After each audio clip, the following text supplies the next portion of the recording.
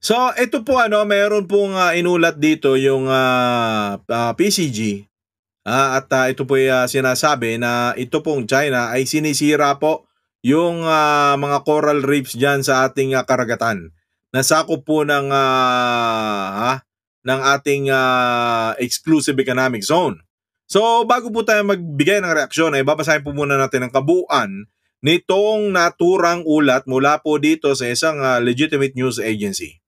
Ayon po dito, the Philippines accuses China's shadowy maritime militia of destroying coral reefs in South China Sea. Yan po ay ulat ng CNN noong September 22. At ito na nga po yung kabuuan nito. Vibrant reefs filled with colorful fish and seaweed just 2 years ago have been turned into a wasteland of crushed corals in the South China Sea, and the Philippines says it has identified a culprit, China's shadowy maritime militia. China has rejected the accusation, setting up another public disagreement with its neighbor over a flashpoint waterway. Videos released Monday by Philippine Coast Guard showed a vast patch of bleached corals along the Rosul Roquios Reef and Sabina Escoda Shoal in the South China Sea, which are underwater features within the country's internationally recognized exclusive economic zone or EEZ. Both reefs are near Palawan, the Philippines' southwestern island chain fronting the South China Sea. But Beijing claims most of the large and strategic waterway as its own territory, despite competing claims by neighbors and in defiance of an international ruling. Commodore J. Tariela, a Coast Guard spokesman, said divers had carried out underway surveys of the seabed and described visible discoloration that indicated deliberate activities meant to modify the natural topography of the terrain. The continued swarming for the indiscriminate, illegal, destructive fishing activities of the Chinese maritime militia in Rosul Reef and Discoda Shoal may have directly caused the degradation and destruction of the maritime environment in West Philippine Sea, features, Tariela said in a statement referring to Manila's name of parts of the South China Sea within its jurisdiction. Coast Guard, Tariela said between August 9 and September 11, the Coast Guard monitored 33 Chinese vessels within the vicinity of Rosul Reef and around 15 Chinese ships near Escoda Shoal. The presence of crushed corals strongly suggests a potential act of dumping, possibly involving the same dead corals that were previously processed and cleaned before being returned to the seabed. The Philippine militia last Saturday also accused China's maritime militia of massive destruction in the area. Chinese authorities did not comment publicly on the accusations until Thursday, when the foreign ministry was asked at a regular daily briefing about the destruction of the corals. The relevant allegations of the Philippine side are false and groundless, spokesman Mao Ning told reporters. We advise the Philippine authorities not to utilize fabricated information to stage a farce. Being claims indisputable sovereignty over almost all of the 1.3 million square miles of the South China Sea, as well as of the island and sandbars within it, including many features that are hundreds of miles away from China's mainland. That includes the Spratlys and archipelago consisting of 100 small islands and reefs, also claimed in full or part by the Philippines, Malaysia, Brunei, and Taiwan. Over the last 2 decades, China has occupied a number of reefs and atolls across the South China Sea, building up military installations, including runways and ports, which have not only challenged the Philippines' sovereignty and fishing rights, but also endangered the maritime biodiversity in the highly contested resource-rich waterway.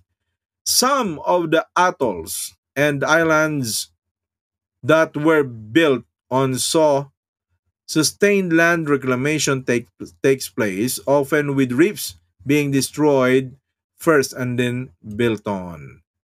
Opo, tragis, ang haba pala nito. Ang haba pala nito, wag na natin ituloy ito, basahin. Naiinip ako, nahihirapan ako kasi ngayon siyempre may bumabara sa sipon ko, di ba? May bumabara sa lalamunan ko. Tapos magbabasa akong pagkahaba-haba, bahala na kayong umintindi dyan. Diba, ang point lang mga kaibigan, katulad lang din po ito nung tinapik natin kahapon na nagsimula po kasi ang lahat ng ito mga kaibigan dahil po noong 2016 itong ginawa ni Digong. Pupunta ako sa China. Ngayon, pag ayaw nila, then I will ask the Navy to bring me to the nearest boundary dyan sa Spratly, Scarborough. Bababa ako, sasakay ako ng jet ski, dala-dala ko yung flag ng Pilipino at pupunta ako doon sa airport nila, tapos itanim ko. Then I would say, this is ours and do what you want with me. Bahala na kayo. I would stake that claim, and if they want to, matagal ko ng ambisyon niya na maging hero rin ako. Pag pinatay nila ako doon, bahala na kayong umiyak dito sa Pilipinas.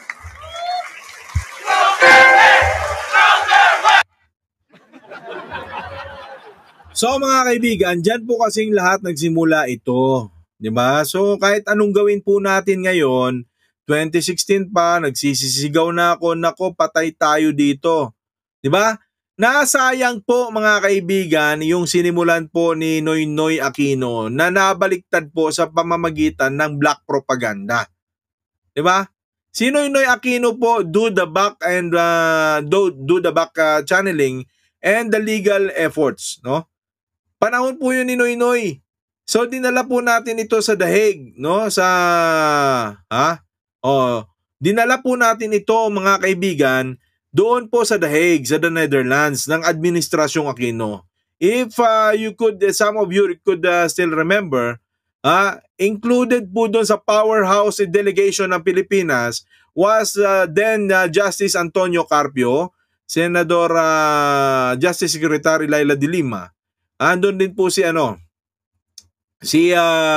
yung dating natin, Solicitor General, no? Yan, powerhouse yan, Conchita Carpio Morales, nandun lahat. So kumuha din po tayo ng international lawyers, and then itong China hindi po nag-participate, then the international community, The Hague, the UN, no? Arbitral Tribunal, decided na majority, hindi ginamit ng China ang kanilang rights, so automatically yung tribunal favored their decision for the Philippines. In the first place, sinabi na natin noon na hindi talaga papayag itong China at talagang babaliwalain niya itong naturang hakbang ng Pilipinas back then. But then mga kaibigan, it is just a formality for our country, for the then administration of Aquino government, di ba? It was just a formality. But ang totoo na mga kaibigan, China doesn't want to back down. Okay? Hindi siya. Kasi he imposing now that he is now a superpower. Di ba? Sinasabi na natin yan. Now, ang ganda na sinabi ni Noynoy na while we are talking to our neighbor, we should do also, para hindi naman nila tayo bulihin, we should also let them know that we are what we are capable of. Diba? Whether we are a small country or they're the big ones, we are not going down by not, diba?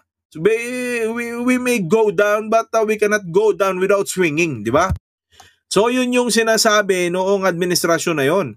Matalo man nila tayo, they have to know na hindi tayo papayag, na hindi natin ibababa ang pagiging Pilipino natin. So that is why nakaka-proud maging Pilipino sa panahon ni Noynoy Aquino. Panahon ni Noynoy yan, sinabi niya na, while we're talking to them, while we're talking, asking the international community, nagalit ng China kasi si Noynoy Aquino trying to call out the ASEAN countries. And I remembered so well that with Joko Widodo, mga kaibigan, by that time, is not interested in tying up with America. Actually, Widodo said last time, sabi niya, oh, we cannot let other superpowers interfere in our region. Oh, we have to resolve this on our own. Nagmarunong yan si Joko Widodo before. Ha? Ngayon, nakita niya na hindi naman pala siya. Oh, Joko Widodo, pinapasabog niya talaga yan. Yung mga maritime militia ng Chinese, pinapasabog niya yan sa Indonesia. Hindi siya takot.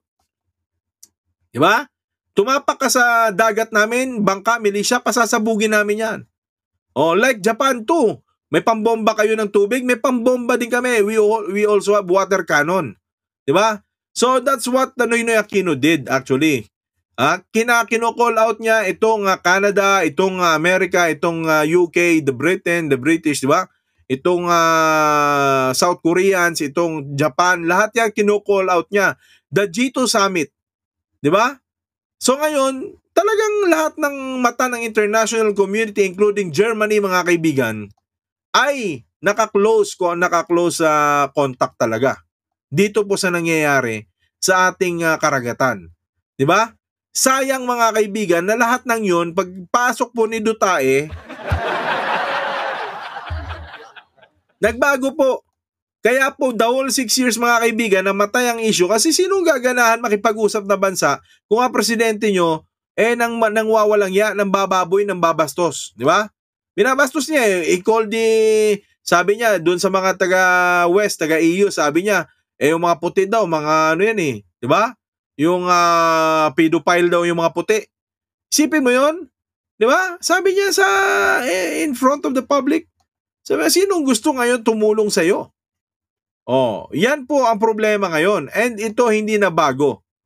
Kaya nga po nagkaroon ng standoff yan. At ito po ay tinrabaho talaga under administration of Noynoy Aquino. Si Noynoy kaya nagalit sa kanya, talagang nakialam itong China sa eleksyon natin kasi galit sa kanya ang China. Galit sa kanya Xi Jinping. So talagang tinrabaho nila para masira itong Noynoy Aquino. So ngayon, this is the result. Wasak na po yung ating coral reefs. Wasak na po yung ilalim ng ating karagatan, yung ating mga likas na yaman. Right? We can't do nothing about it, even Bongbong Marcos. And again, I just, like I've said before, the war is already in our backyard. Di ba? Wala na. Bukas makalawa mga kaibigan, hindi na natin mamamalaya, nagliliparan na po yung mga missile dyan at nuclear. Di ba? Oh. Ngayon mga kaibigan, kanino kapabayaan ito? Kapabayaan ito ni Duterte mga kaibigan. Imagine mo panahon ni Noynoy Aquino is buying spree is for us to have our own mechanism to defend our country. Diba? Especially mga kaibigan, if it's not really about defending, maiso-survive niya by means of what? Having a lot of inventory, especially po sa mga warship, no, o sa mga barko. Paano pag nagliparan na bomba diyan sa Luzon? Sige nga, saan kayo sasakay? Wala nga tayong sarili mga bangka. Nilait-lait pa nitong ni Duterte noong nagbigay noon nung nag-invest si Noynoy Aquino ng mga FA-50 fighter jets. Can you just imagine? We do not have our own capacity to defend. Halimbawa, sumasakay yung mga civilian natin dyan sa mga bangka, sa mga barko. Then nakita ng kalaban, lalaglagan nila ng bomba. Sino nga habol doon? Walang hahabol. So good thing Noynoy Aquino na isinama niya because of this military personnel back then, yung pagbili po ng mga brand new FA-50 fighter jets. Those are fighter jets that belongs to the Philippines. Wala pong nakapagbigay sa atin ng bago na mga armada, warship, di ba? Ano mga fighter jets and guns and everything. It is only Noynoy Aquino.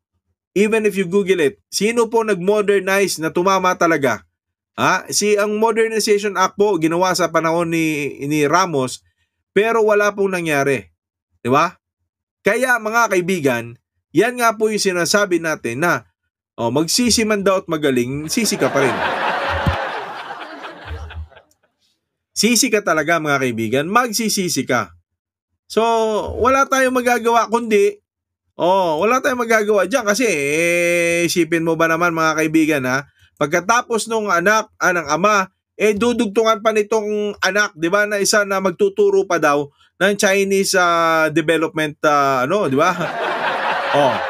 Yung the education secretary, magtuturo po ng Chinese education. Ito,非常高兴及希望中国国家主席习近平、中国驻菲律宾大使黄锡良和20中国公民致意大力庆祝中华人民共和国成立73周年。June 20, 中国人国庆快乐 Happy National Day to the People's Republic of China. 谢谢大家。 So, di ba? Pagkatapos ng ama, nangako, ito naman yung anak, di ba? Kagagawa, di ba? So ngayon, mga kaibigan, ano pwede natin magawa dito? Wala na yung ibang pwede magawa, kundi ito lang ang pwede natin magawa ngayon, mga kaibigan, ha? Ito na lang ang pwede natin magawa ngayon, mga kaibigan. Kasi tapos na tayo, Di ba? Dali na tayo. Di ba? Ito na lang. Para sa inyo, para sa mga kababayan natin, ha? Ito na lang ang pwede natin magawa, ha? Ting ting ting ting ting ting ting pong choy la. Chichiri kong koy la, mbuchikek. Ek ek ek. Mbobochichang. Chichiri tong konang mbuchikek. Ek ek ek. Chiri wong tong choy, choro kong tong loy. Chidang bobo chichang jiri tong tonang. Chiring cho chirak tang tong op. Mbuchikek. Ek ek ek. Pong choy la. Chichiri kong koy la, mbuchikek. Ek ek ek. Bobo talagang mga bawtante yan sa Pinas. Ek ek ek. Chichiri tong tong choy, choro kong tong loy. Chidang bubu chichang chiri tong tong nang. Chiring cho chirak yang tong op. Mbuchikek. Ek ek ek. Choro choro pong pong yok. Choro pong pong ponggok. Chidang bobo chichang mang butanting no. Biba tuchok. Chiri poplok. Chidi dok wok wok churok. Ngok ngok ngok pong choy la. Chichiri kong koy la. Mbuchikek. Ek ek ek. Bobo chichang. Butanting dutae. Mbuchikek. Ek ek ek.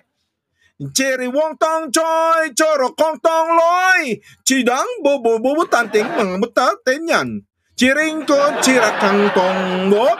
Mbuchikek. Ek ek ek. Chororo pong pong yok. Chororo pong pong plo. Bidang chadon chichang unit ching tong blok. Pak pak blok blok. Pak pak blok blok. Tong maririnig mo sa gabi. Plok plok plok. Chong choy la. Tingnan. Ye kong choy la. Mbuchikek. Ek ek ek. Mbopo chicha lang. Chirik tong tong nang abuchikek. Ek ek ek.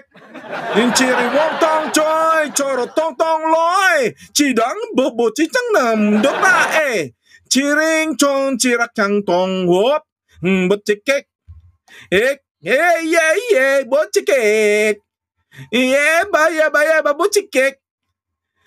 Choro mo toy buchikek. Ek ek ek. Yan ang napapalaan nyo. Kayo. Ano masasabi nyo sa tagpong yan ng ating talakayan? Just comment down below. Thank you for liking and sharing this video. And of course, kapag hindi ka man subscribe sa ating YouTube channel, please do subscribe now para bigyan updated sa mga uri ng talakayan.